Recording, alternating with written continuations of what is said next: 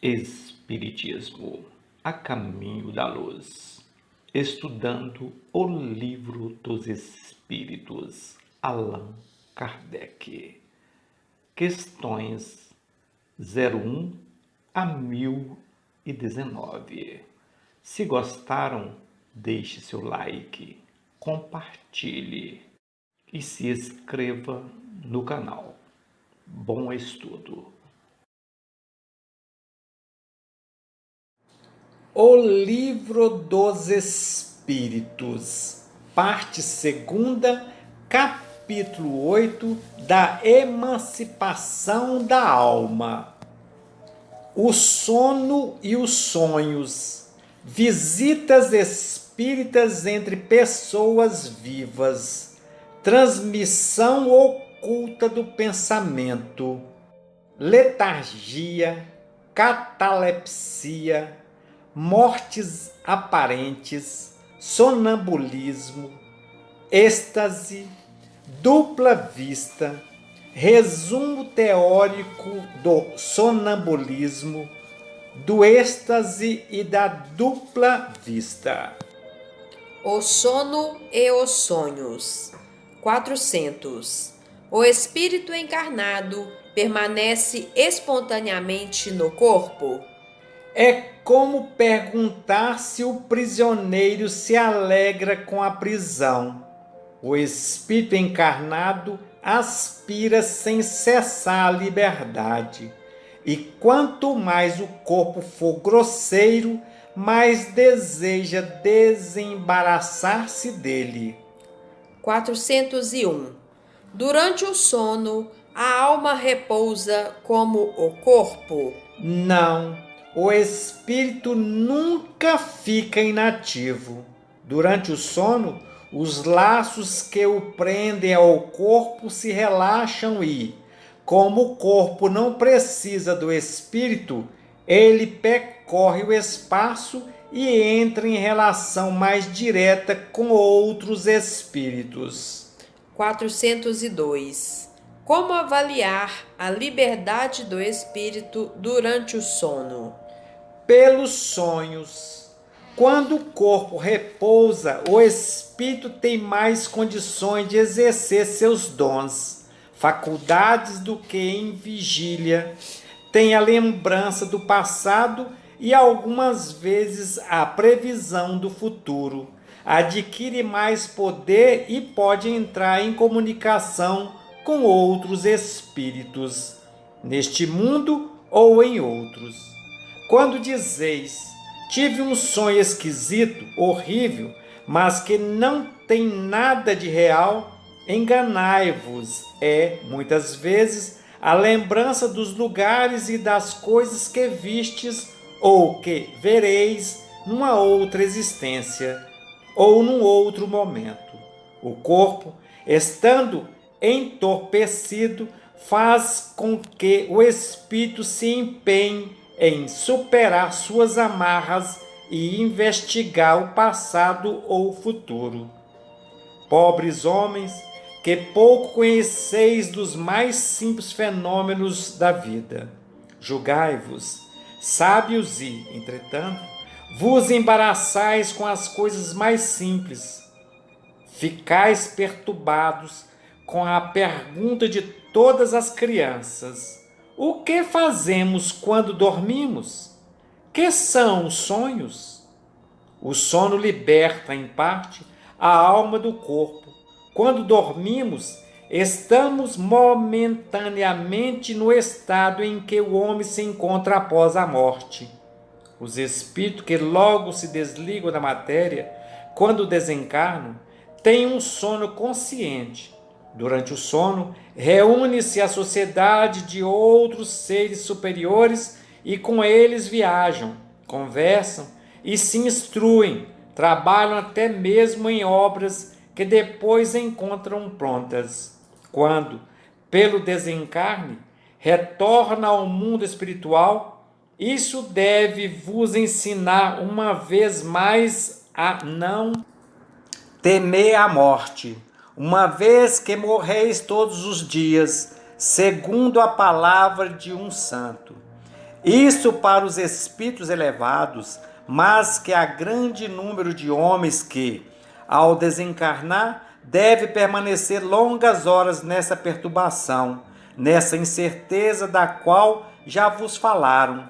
Esses vão, enquanto dormem, a mundos inferiores à terra, onde antigos afeições os evocam, ou vão procurar prazeres talvez ainda mais baixos que os que têm aí. Vão se envolver com doutrinas ainda mais desprezíveis, ordinárias e nocivas que as que professam em vosso meio. O que gera a simpatia na terra não é outra coisa senão o fato de os homens, ao despertar, se sentirem ligados pelo coração àquele com quem acabaram de passar de 8 a 9 horas de prazer.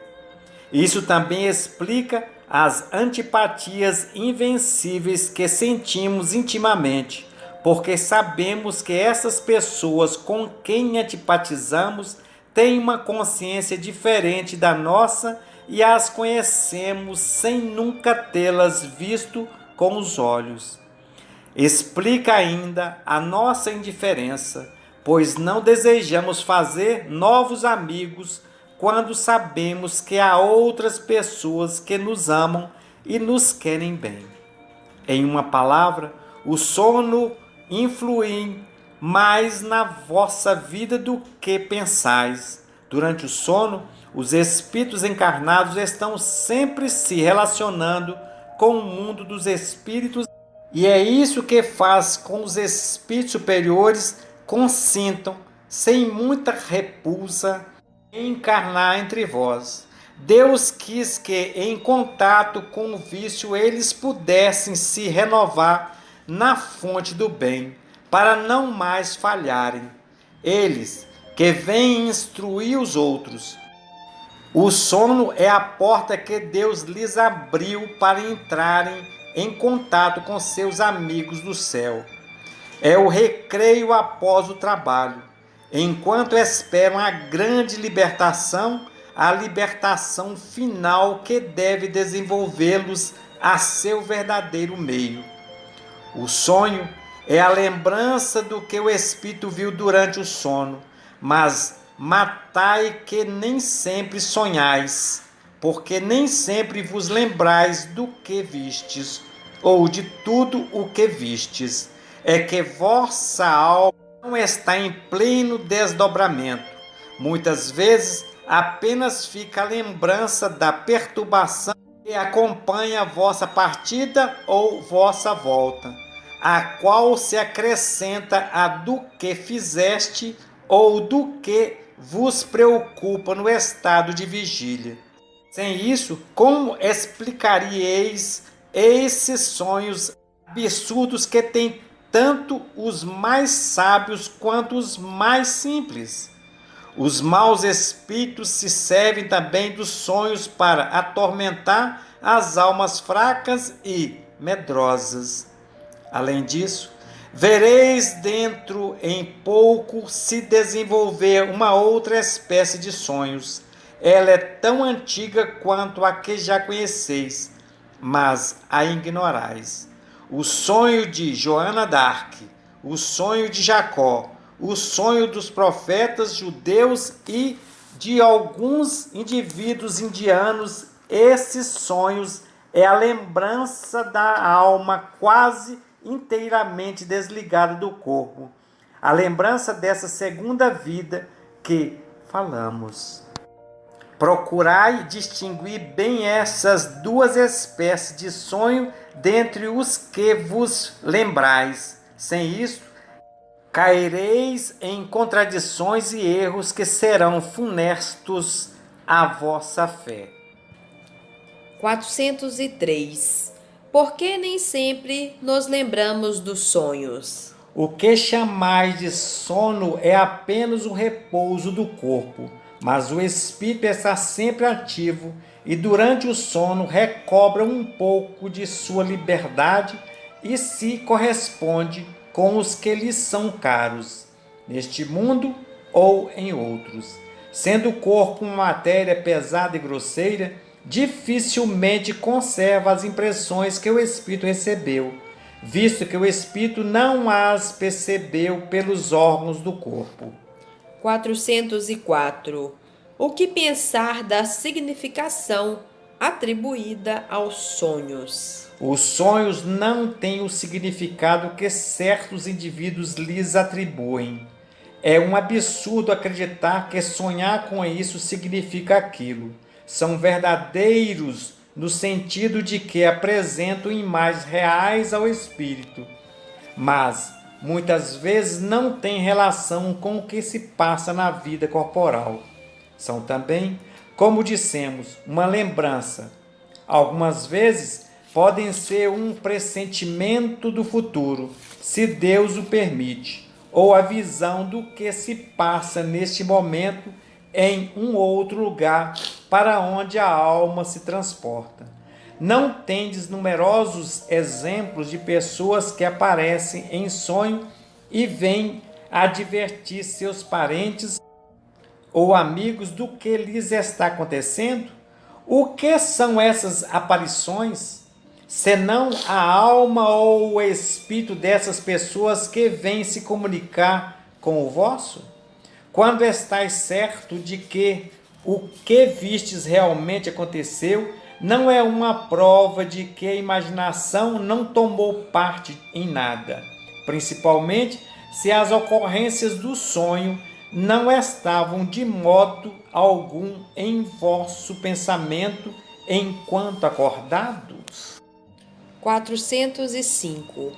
Vêem-se frequentemente em sonho coisas que parecem pressentimentos e que não se realizam. De onde vem isso? Elas podem se realizar apenas para o espírito, ou seja, o espírito vê a coisa que deseja, porque vai procurá-la. Não deveis esquecer que, durante o sono, a alma está constantemente sob influência da matéria, às vezes mais, às vezes menos, e, consequentemente, nunca se liberta completamente das ideias terrenas. Disso resulta que as preocupações enquanto acordados podem dar aquilo que se vê a aparência do que se deseja ou do que se teme.